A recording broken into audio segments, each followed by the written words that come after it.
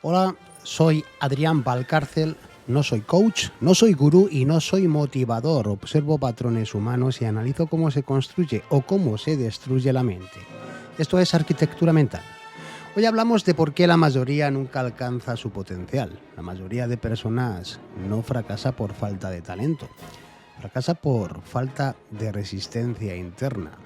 No es la ausencia de capacidad lo que limita una vida. Es la incapacidad de sostener el esfuerzo cuando deja de ser emocionante. El potencial rara vez muere en un momento dramático. No se derrumba en una gran caída. Se apaga lentamente, en pequeñas decisiones diarias, en concesiones silenciosas, en hábitos que parecen insignificantes.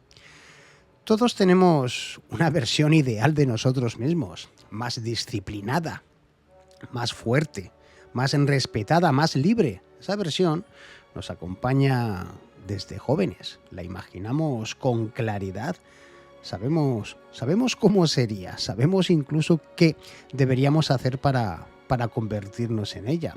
Y aún así, la mayoría nunca llega, no porque no pueda, sino porque no soporta el proceso. El cerebro humano está diseñado para ahorrar en energía, así de claro. Busca seguridad, busca placer inmediato, evita el dolor innecesario.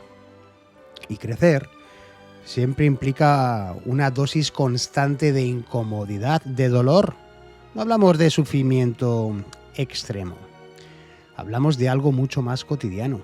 Levantarse cuando el cuerpo pide quedarse, trabajar cuando nadie está mirando, practicar cuando no hay inspiración, repetir cuando no hay resultados visibles.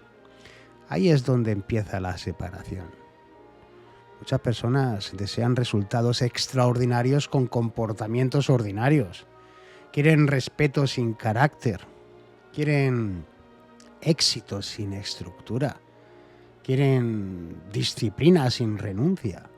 Pero el potencial no responde al deseo, responde a la repetición. Imagina a alguien con talento natural. Destaca al principio, aprende rápido, recibe elogios. Eso refuerza su identidad. Pero cuando el entorno deja de aplaudir, cuando la exigencia aumenta, cuando competir implica perder algunas veces, el escenario cambia. Ya no basta con ser prometedor, hay que volverse constante.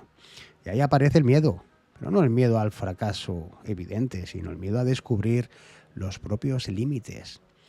Muchos prefieren conservar la idea de que podrían haber sido grandes antes de arriesgarse, ¿no? O antes que arriesgarse a confirmar que no lo eran tanto. Hostias, ¿eh? Esto... yo es que hubiera llegado a algo de haber estudiado un poquito más, ¿no? Pues a lo mejor no lo eras tanto. Yo creo que es más cómodo vivir en el podría, ¿no? Porque el podría de momento no te exige pruebas. El potencial exige evidencia, exige disciplina cuando nadie observa, exige soportar la sensación de no ser suficiente todavía, exige enfrentarse a la propia mediocridad sin adornos, y eso te golpea el ego. Ahí va cuando se nos golpea el ego, ¿eh? Una ración de humildad. Otra razón silenciosa es la dependencia de motivación. La motivación es emocional, es variable, es inestable. El potencial, en cambio, depende de estructura.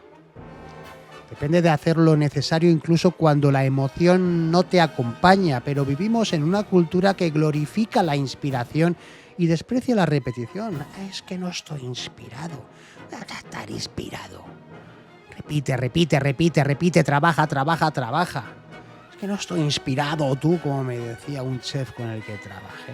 Que no se me ocurre ningún plato, no estoy inspirado, me decía.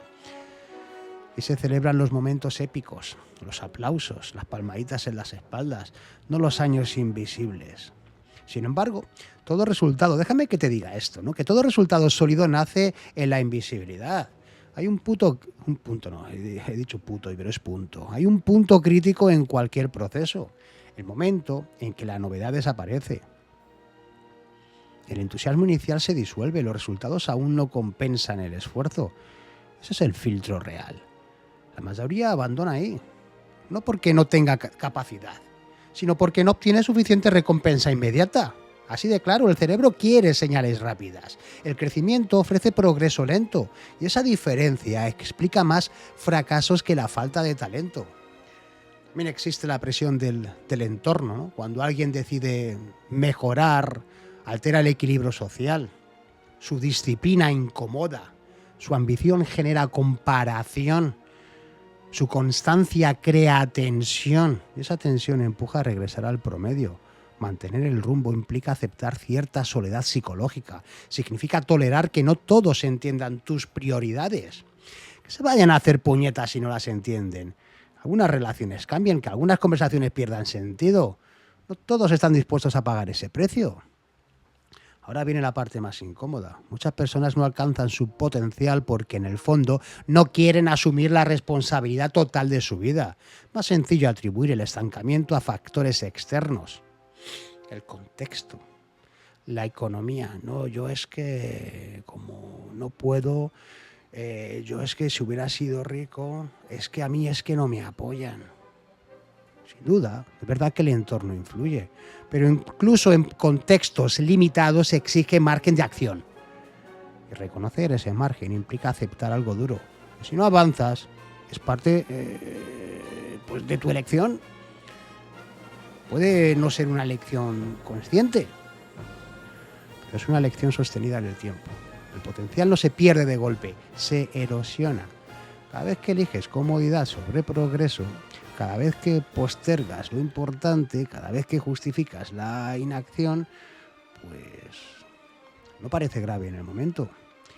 Pero si lo vas acumulando durante años, crea distancia. Y esa distancia, vista desde fuera, se interpreta como destino. No lo era. Era acumulación de pequeñas decisiones coherentes con una identidad cómoda. Existe otra dimensión menos visible. Alcanzar tu potencial implica convertirte en alguien distinto. Y eso asusta e incomoda. Porque crecer no solo añade habilidades, también elimina excusas. Y cuando desarrollas disciplina, ya no puedes culpar al caos. Cuando construyes carácter, ya no puedes esconderte en la fragilidad. Y cuando asumes responsabilidad, ya no puedes señalar constantemente hacia afuera. El crecimiento reduce el margen de autoengaño. Autoengaño, te estás autoengañando. Y el autoengaño es cómodo. Los protege del dolor inmediato. Pero también los mantiene pequeños. Quédate con eso. La diferencia entre quien se acerca a su potencial y quien se queda lejos no es espectacular, no es una diferencia genética evidente, es una diferencia acumulativa. Pequeñas decisiones coherentes, ¿no? Días en repetidos, acciones discretas, esfuerzos sin aplauso. Con el tiempo, esa acumulación genera una brecha. Desde fuera parece talento extraordinario. Desde dentro fue disciplina silenciosa. El potencial no se revela a quien lo desea, se revela a quien lo sostiene, a quien tolera el aburrimiento, a quien soporta la lentitud, a quien resiste la tentación de abandonar cuando deja de ser emocionante. La mayoría nunca alcanza su potencial porque confunde intensidad con constancia, porque protege su ego más de lo que protege su disciplina, porque espera condiciones ideales que nunca van a llegar y porque en el fondo teme descubrir hasta dónde podría llegar realmente. Alcanzar tu potencial no es un acto heroico, es un proceso incómodo y prolongado. No tiene aplausos inmediatos, tiene repetición, tiene silencio, tiene responsabilidad y exige algo que pocos están dispuestos a ofrecer: persistencia cuando nadie está mirando. Esa es la frontera real, no entre talento y mediocridad, sino entre quienes se soportan a sí mismos el tiempo suficiente y quienes abandonan antes de descubrir de qué eran capaces.